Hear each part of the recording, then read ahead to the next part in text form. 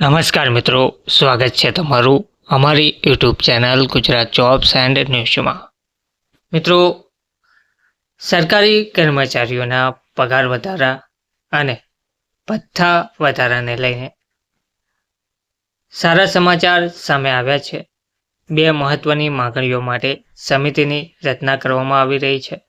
આ રાજ્ય સરકારે પગાર વધારો તેમજ કર્મચારીઓના પગાર ભથ્થામાં 25% વધારો જાહેર કર્યો છે।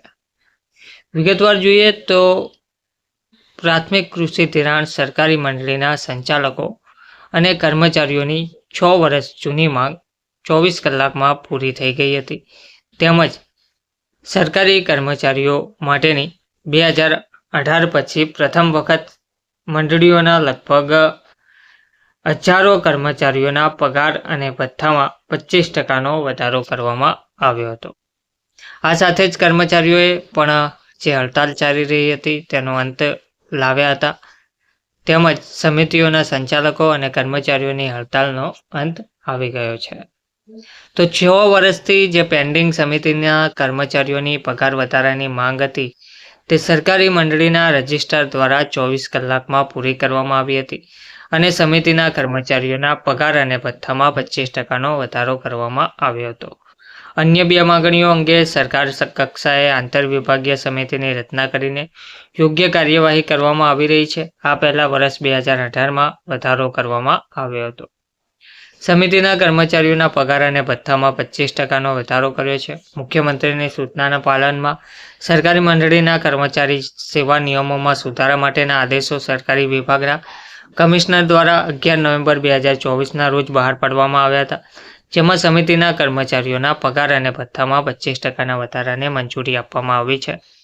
ખાદ્ય વિભાગ દ્વારા એક પત્ર પણ જારી કરવામાં આવ્યો છે કે ડાંગરની ખરીદી પૂર્ણ થયાના 1 મહિનાની અંદર રાઈસ મિલ્સ અને માર્કેટિંગ એસોસિએશન દ્વારા ડાંગર ઉપાડવામાં આવશે।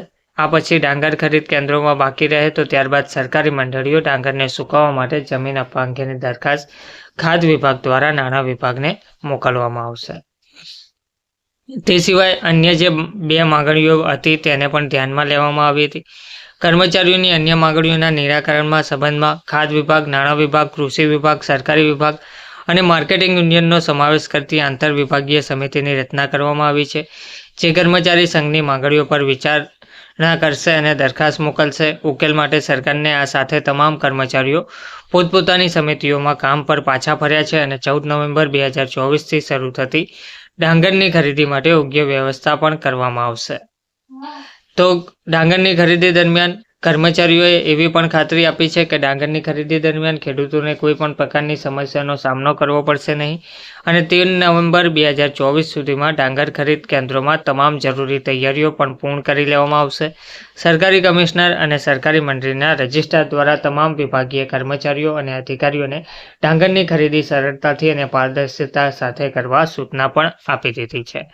તો ટૂંકમાં પગાર વધારો તો કરવામાં આવ્યો જ છે અને કર્મચારીઓના પગાર ભથ્થામાં 25%ના વધારાની સાથે સાથે બે માંગણીઓ માટે પણ સમિતિની રચના કરવામાં આવી છે। છત્તીસગઢની વિષ્ણુસાઈ સરકારની સંવેદનશીલ પહેલ બાદ પ્રાથમિક કૃષિ ધિરાણ સરકારી મંડળીના સંચાલકો અને કર્મચારીઓની 6 વર્ષ જૂની માંગ હતી તે 24 કલાકમાં પૂરી કરવામાં આવી છે। ધન્યવાદ।